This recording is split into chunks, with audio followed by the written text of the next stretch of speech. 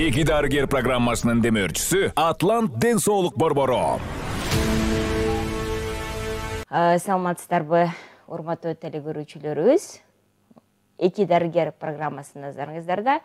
Анын алып баруучулары Жетимишева Бигимай жана менин кесиптешим Исмаилов Эрмек. Саламатсыздарбы, урматтуу телекөрүүчүлөр. Бүгүнкү биздин эфирде конокто Кыргыз Республикасынын президенттин жана өкмөттүн иш башкармасынын клиникалык ооруканасынын жалпы хирургу Какаев Адыл Талантбекович. Саламатсызбы? Саламатсыздарбы? Келип бергениңиз үчүн чоң рахмат. Башынан эле өзүңүз жөнүндө тааныштырып кетсеңиз. Мен аны тааныштырып кетейин өзүмө. Мен аты жөнүм Какаев Адылбек Талантбекович. Мен жалпы хирург болуп иштейм больницада. Иштегениме 10 жылдан ашып калды. Мен Кыргыз мамлекеттик медициналык академияны бүтүргөм. 2011 жыл болуп калат го дейм. Ошолдон бери иштеп келатабыз. Биздин иш башкарма ооруканабызга мен 2013 жылы келипмин. Ошондон бери ушул жерде эмгектенип келатам. Келгениңизге, иштегениңизге, тажрыйбаңызга 10 жыл болуп калган турбайбы? Ооба, 10 жылдан болуп калды. Анда өзүңүздүн кесибиңиз жөнүндө тагыраак айтып берсеңиз. Менин кесибим бул жалпы хирург. Жалпы хирург дегенде бул адамдын ички органдары менен байланыштуу өнөкөттөрдүн баарын биз операция жолу менен дарылайбыз. Эми дары дармектер жардам бербей алганда биз ошо операция жолу менен дарылаганга аракет кылабыз. Ошол ички органдар деп айтып калдыңыз. Көбүнчө кайсыл ошо оорулар менен сизге кайрылышат? Эми эң биринчи орунда азыркы маалда Кыргыз Республикасы боюнча бул ошо өтө таш пайда болгон өнөкөт менен эң биринчи орунда келет бизге. Экинчиде ушул аппендицит, бул сокур ичеге воспаление болгондо келет бизге. Анан үчүнчүдө мен ойлойм, бул эми бул аябай оор билдет, бул жана боор катыгандын ушунун өтүшүп кеткен өнөкөт боюнча да бизге көп кайрылат. Бул жанагы кандай десем, жанагы кызыл өңгөчтөгү көк тамырлар чоңоюп кетип, ошол жарылып, канаган кезде бизге көп келишет, кайрылышат. Ошону биз эндоскопия жолу менен дарылаганга аракет кылабыз. Ошол жерин алыс кетпей эле сурайынчы. Ошо операция деп атасыз, операциянын түрү барды мисалы үчүн. Ошол жөнүндө айтып берсеңиз, тагыраак түшүнүктүү болот. Операциянын мындай кандай десем, оңой тил менен айтайын. Кайсыны колдоносуз? Сиз кайсыны колдоносуз? Мен көбүнчө ушу лапароскопияны колдонууга аракет жасайм. Эми элдин баарына да мен ошол ошол метод менен гана кылганга чакырам. Эмнегедир дейсиздер, эми бул лапароскопия деген бул эң кичи разрез болот. Бул 1 сантиметрден ашпайт тешиктери. Ошо менен анан аппарат менен алып беребиз. Бул кандай десем, бул методдун жакшылыгы бул адамга эң ыңгайлуу. Бул операциялардан кийин ошол күнүн кечинде эле өз буту менен басып туруп, кандай десем, туугандарынан, дарыгерлерден көп жардам керек жок да, ал бейтапкачы. Ошонусу эң ыңгайлуу деп ойлойм да. Бүгүнкү күндө менин билишим боюнча бул лапароскопиялык операциялар мындай алтын стандарт деп айтылат, билишибиз боюнча. Ошол алтын стандарт деп айтылганда, мисалы үчүн кээ бирки ооруканаларда ачык операция жасайбыз деп калат да. Ошол нерселерге сиздин көз карашыңыз кандай? Эми мен ойлогондо мындай, кандай десем, салыштырып кетсек, мындай уктап биздин телекөрүүчүлөр түшүнгүдөй болсун деп айтканда, бул мындай эски машина менен жаңы машинанын айырмасы да. Азыр элдин баары эле жаңы машина айдагысы келет да, туурабы? Менин оюм боюнчачы, эски машина эч ким отургусу келбейт. Ошол деле сөз бул лапароскопия деле бул азыркы заманбаптын мындай требованиясы деп ойлойм да. Дүйнө жүзү боюнча азыр бүткүл операция ушу лапароскопияга, эндоскопияга өтүп атат. Бул бизде Кыргызстан аябай эле аркада деп ойлойм да. Биз ошону астыга жылдыраганга аракет жасап атабыз да. Эл арасында бул лапароскопиялык операцияны жана лазер деп айтып кетишет да. Лапароскопия десек эл арасына түшүнбөй калышы мүмкүн. Ошого лазер аркылуу алгандын өзгөчөлүктөрүн азыр сиз айтып берип жатасыз да. Мен айтарым, лапароскопиянын биринчи жакшылыгы бул 24 эсе чоңойтуп көрсөтүп берет. Элдер ойлойт, бул мынчалык тештен кантип көрүнөт, ички органдар көрүнбөйт да, ачып көрүш керек деп биздин агайларыбыз эле айтып калат, бирок бул лапароскопияда 24 эсе чоңойот. Чоңойтуп көрсөтүлөт да. Ошон үчүн даже биздин көзгө илинбеген кан тамырлар, анча-мынча нервтер, өнөкөттөн өтүшүп кеткендери да көрүнөт. Ошонусу мен эң ыңгайлуу деп ойлойм да. Анан кийин бул методдо айтып атпайбы, бул кесилгенде бул булчуңдар, тери бүт кесилип, ошого аны мындай кайра заживать этиш деген мындай өзүнө келиш, калыптанышы көбүрөөк убакытка созулат да. Ал мындайда бул 1 сантиметр жетишпеген тешиктен кылганда ал адам бейтап бул өзүнө келиши тезирээк болот да. Бул экономика жагынан дагы ыңгайлуу да. Мисалы үчүн ооруканаларда бүт нерсе эсептелинет да. Тамак аш, бейтаптын канча күн жатат, канча неме мамлекетке ушунча расход болуп атат дегенчи. Ошонун баарына бул талапка жооп бере алат да, бул лапароскопия деген нерсечи. Ушу жакшы түшүндүрүп бердиңиз да. Себеби дегенде биз элден мурун чыгымы канча болот экен деп бизде баягы ошону ойлонобуз да, ошону эсептейбиз. Себеби дегенде межбур. Мына айттык го, медицина ар бир күнүгө өнүгүп атат депчи. Бирок ошого карабастан сиз айтып атасыз, баардык операцияларды лапароскопияга өткөзүш керек акырындап. Себеби дегенде заманбап, өзүнүн плюстары абдан көп депчи. Бир белгилери мисалы үчүн кандай десем, ошондой барбы? Ошонусу барбы? Деле бар. Бул абзелде любой оору мындай кандай десем, бейтапка жараша врачтар, дарыгерлер чечим чыгарат да. Кайсы метод ыңгайлуу депчи. Ачып жасаш керекпи? Бул эми кандай орусча айтканда строго индивидуально деп коет да. Ар бир оорунун, ар бир бейтаптын, мисалы үчүн хирургиядан башка да өнөкөттөр болот да, мисалы үчүн давление болот, грыжа болот, мындай кызыл өңгөчтүн грыжасы деп коет. Ошондойдой, потому что мындай абсолютный показания эмес, бул относительный противопоказания деп коет да. Потому что биз ичине киргенден газ менен үйлөйбүз да. Ошону давление создавать этип, ошол жакты чоңойтушу мүмкүн. Ошол нерселер бар. Дагы бул жерден эми бул аны дагы уже мындай техника ошого да өнүгүп атат. Ошол каршылыктарды дагы азайтууга как можно азыраак болсун депчи, ушу противопоказаниялар деп ойлойм да. Анан эми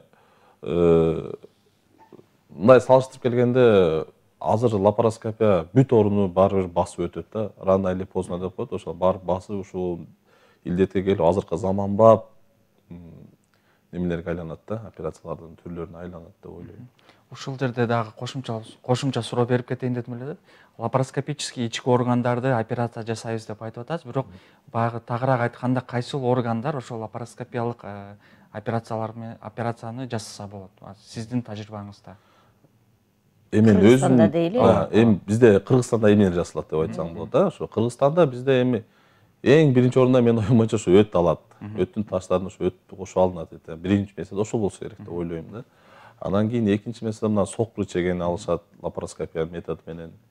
Экинчиде азыр уже могу неме болуп калды, ашказандарды операция кылып калды. Уже мына жакында конференцияларда өтүп бүттү, ошо ашказандарды жана жарымын алып, жана кант оорусунда аябай мындай адамдар семирип, ожирение болуп кеткенде, ошондо ушул айла жотушул жолдор барып атат.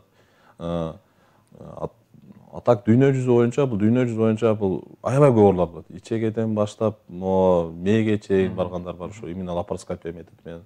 Муундарды жасайт, артроскопия деп коет, ошолор немелерди кылышат. Анан кийин мына грыжаларды жасашат лапароскопический метод менен. Ушуларды бүт жасаса болот.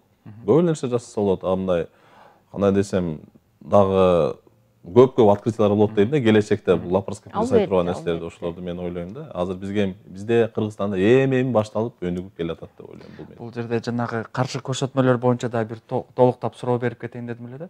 Мисалы үчүн жанагы оорулардын өткүр формасы жана өнөкөт формасы болот да. Ошондо көбүрөөк өткүр формаларында ачык алганга мажбур болушабы же алуучуларда дагы лапароскопия менен алса болот, жана өнөкөт учурларда ачык алыш керекпи же бир гана лапароскопиялык ыкма менен колдонуш керекпи ошол жерде? Лапароскопиянын эмнеси жакшы? Менин оюм боюнча да, лапароскопия менен мындай биринчи кирип баштап көрүп, ошол жерде мына өз көзүң менен көрө аласың да. Кайсы метод ыңгайлуу? Мына лапароскопия метип, как диагностика катары колдонсоң болот да. Кандай биз лапароскопия колдоно алабыз, кыла албаган кезде биз любой момент жанагыны ачып кайра жасап кетебиз да. Мисалы үчүн наоборот ачкандан кийин карап, муну лапароскопия жасап болсо кылсак болмок деп андан кийин кайра лапароскопия кылбайсың да. Ошол метод менен жакшы. Биринчи любой нерсени лапароскопия менен баштасаң, ошо сага ыңгайлуу деп ойлойм да. Диагностика катары деле мындай азыр мына дагы айттым, азыр сиз айтсаңыз эстеп кеттим. Онкологияда ошону колдонушат да. Мына лапароскопия кирет, диагностика кылат. Могу өнөкөттү биз кыла алабызбы, кыла албайбыз же, или өтүшүп кеттиби? Ошон үчүн мына гистология маалыматы мына микроскоп менен көрөт ошол материалды алсак болот деп, ошол жерде мындай тармагы көп да. Мындай кылгангачы.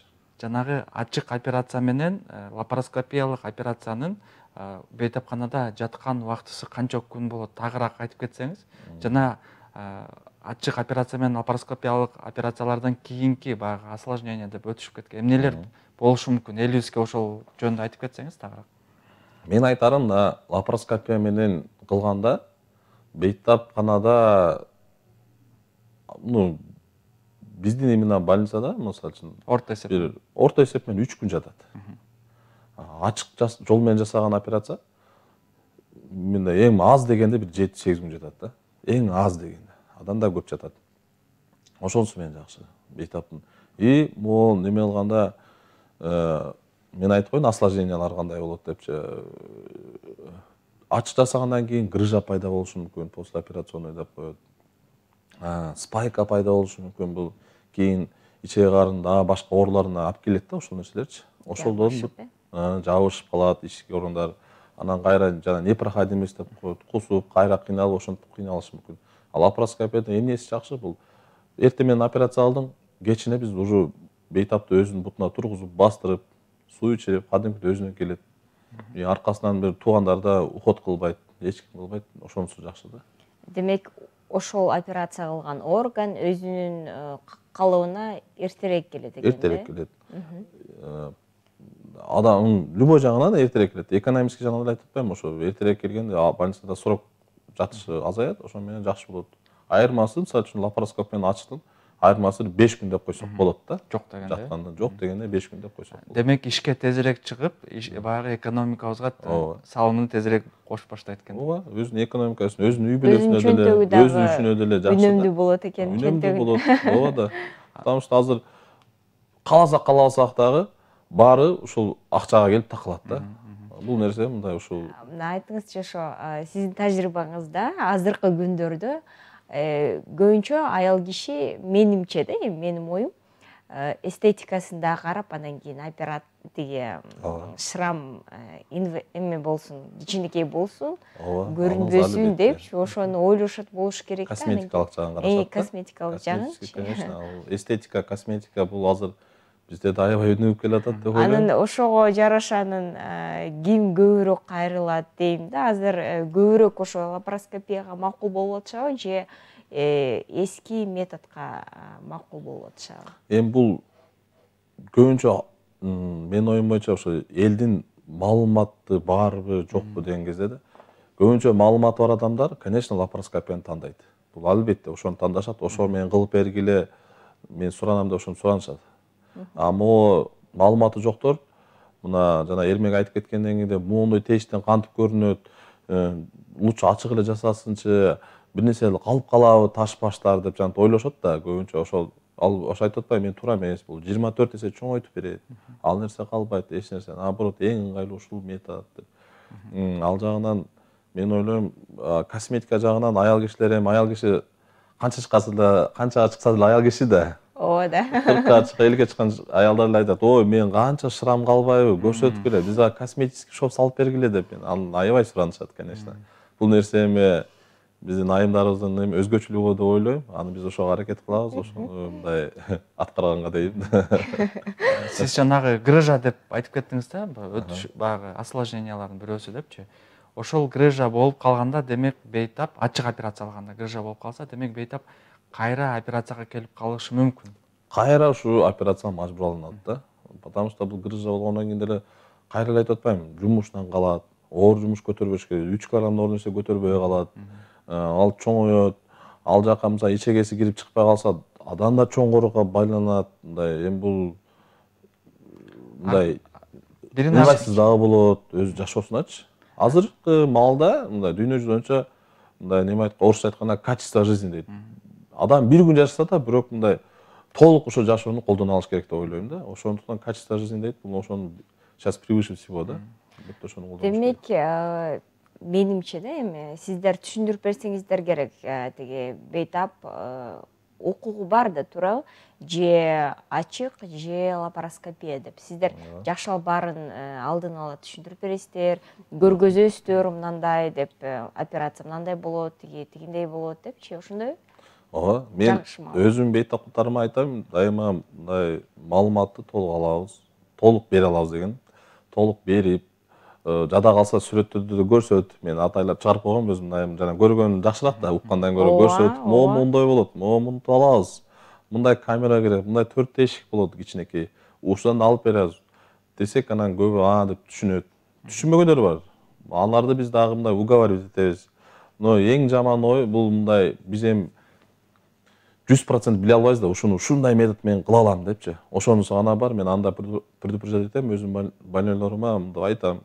Биз 99 эмес 95% биз ошо лапароскопия методу менен жасайбыз. Бирок 5% бар. Бул эми onu дарыгер өзү чечет. Ошо операция ичин убагында эгер жанагынтип мен айтып атпайсызбы, аябай өтүп кетсе, жана неме менен кыла албай калганыңызда экстренстачы алабыз. Алга да мындай неме кылыш керек. Туура түшүнүп, мындай ошону учитывать этишибиз керек да, биздин эмелерибиздечи. Ал биринчиси, көбүнчө жана айтып атпайбы, маалыматы көп ушу неме аябай суранат да, уже мындай биз ушу менен гана кылып бергиле лапароскопия методу менен.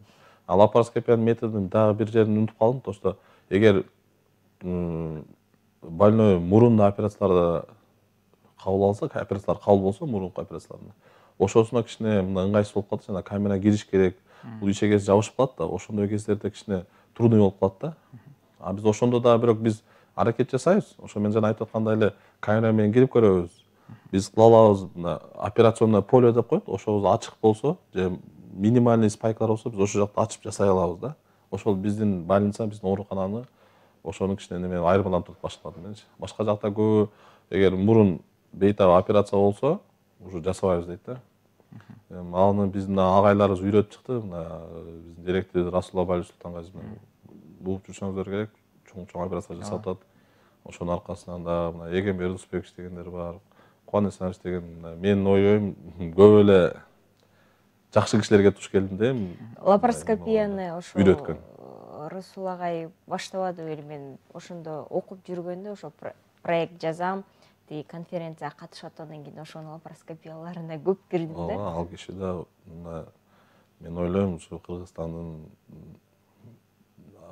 бирден бир пионерлери деп ойлойм да, ушул мындай современный методдорду колдонуп, ушул нерселерге аракет жасап, үйрөнүп дегенде, бизди үйрөтүп, аркасынан биз өсүп келатабыз үйрөнүп.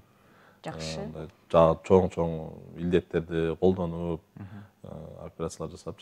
Мен ойлойм биз ошо жана мен деп койчу эле, биз кичинекей хирургбуз да, чоңураак кырсырга аракет кылып атабыз да. Операция деп азыр сүйлөшүп жатабыз, бирок даярдык жөнүндө дагы бир аз маалымат берип кетсеңиз, кандай бейтап келип эле сразу операцияга жатабы же кандайдыр бир анализдерди тапшырыш керекпи? Жок. Обязательно бейтапты мындай кандай десем, бүт жагынан изилдеш керек. Мына бизден көбүнчө өзүбүз айтканда, ар ким азыр мондой неме болуп атпайбы, өзүнүн гана өнөкөтүн билет. Туура? Хирургическийди билет, кардиолог. Хирургиянын эмеси өзгөчөлүгү бар, бул биз бүт нерсени учитывать этишибиз керек да. Бүт жүрөктөн дагы, женскийден дагы, педиатрический, бүт, потому что эмнеге? Эгер сен операция кылып, Кудай сактасын го, бир нерсе болуп осложнение болсо, баары бир сен күнөө болосуң да. Бир жүрөктөн болсо делечи. Ошондуктан биз мындай бүт изилдеп чыкканга аракет кылабыз. Больной келгенде биз жата калып, элдер деле жаман көрөт бизди, жана хирургка барсаң эле соя калат сени депчи.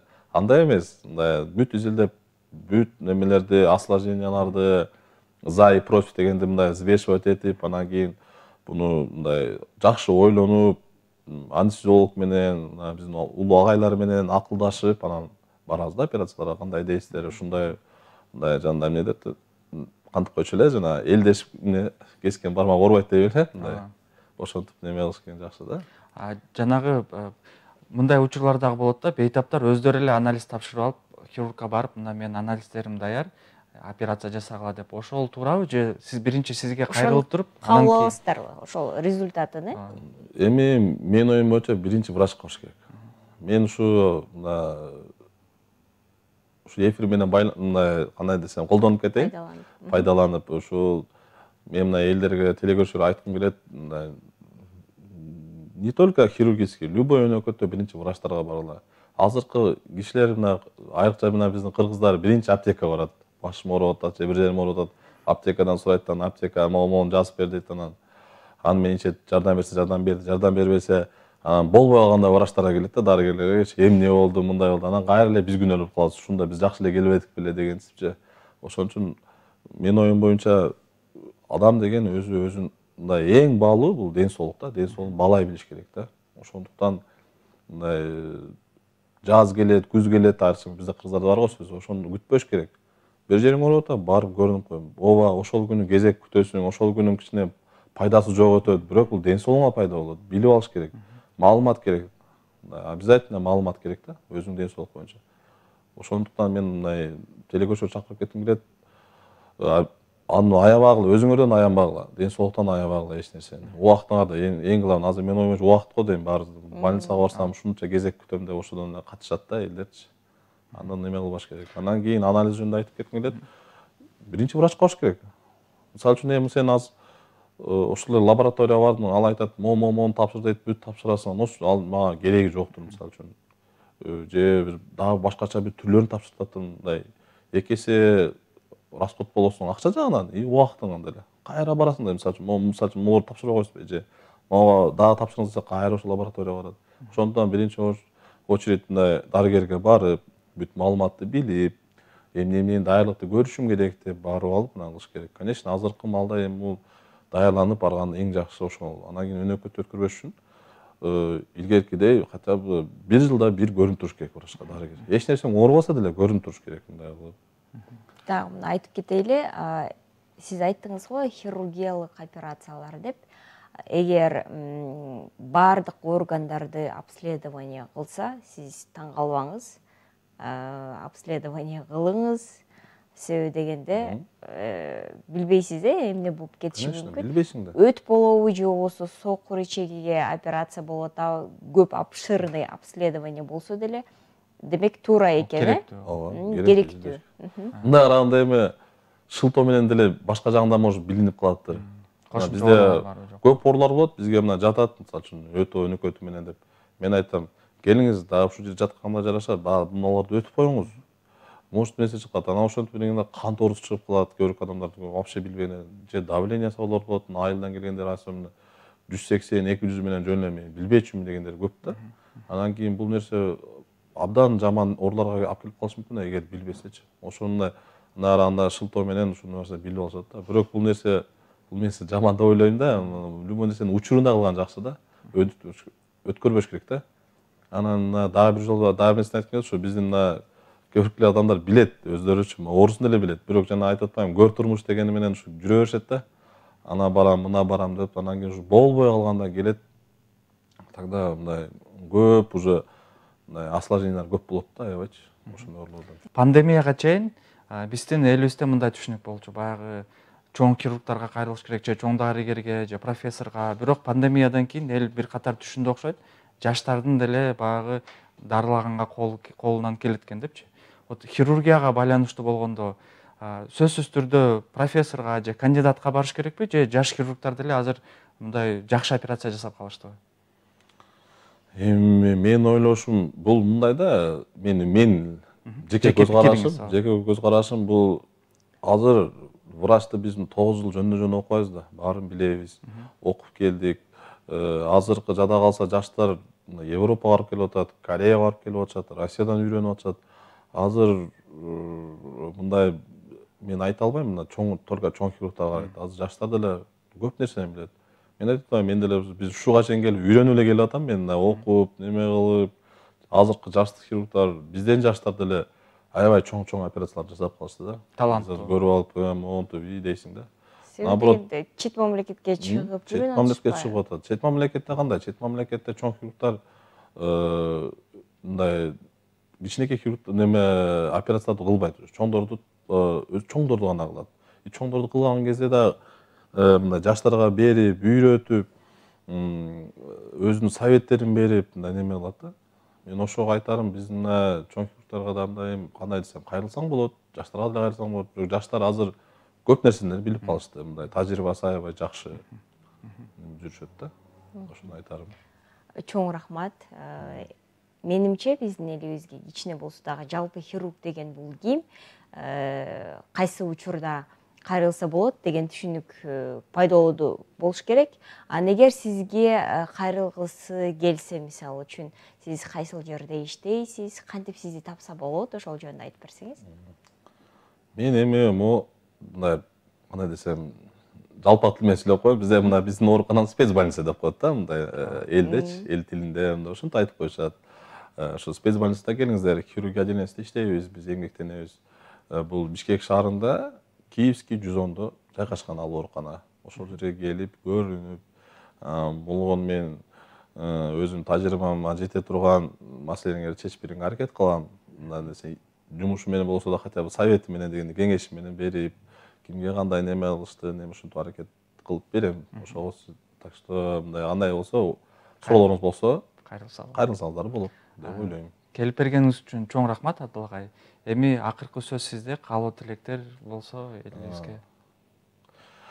Кыргыз элине мен бир нерсени гана айтарым, бул ар бир оорунун мындай алдын алыш керек. Алдына алып, өзүңөрдү карап, бул дагы жана айтып кеткендей, ден соолук эң баалуу нерсе. Ошону биле жүргүлө, бар жокту ордуна учур болот, ошол учуруна колдонгула, жаз, күз дебей, көр турмуш өтө берет. Ошондуктан мен айтам, любой илдетти алдын алган эң жакшы. Орустар айтмакчы, профилактика лучше, чем лечение дегендей да. Ошон үчүн бүт нерсени жылына өтүп, көрүнүп тургула, жылына болсо 5 жылда мына Россияда, Европада диспансеризация деп коет, ошондойдо өтүп, 40тан кийин бүт эндоскопияларды өтүп, ашказанарды көрсөткүлө, жоон чеңелди көрсөткүлө, жаман оорунга илдет болбогула, ошо ден соолук гана тилейм кыргыз элиме. Чоң рахмат. Урматтуу көрүүчүлөр, эскерте кетсем, бүгүн бизде конокто Кыргыз Республикасынын жана президентинин өкмөт иш башкармасынын клиникалык ооруканасынын жалпы хирургу Какаев Адыл Талантбекович болду. Кайрадан эфирде көрүшкөнчө саламатта калыңыздар. Саламатта калыңыздар. Саламатта калыңыздар. Эки дарыгер программасынын демөөрчүсү Атлант ден соолук борбору.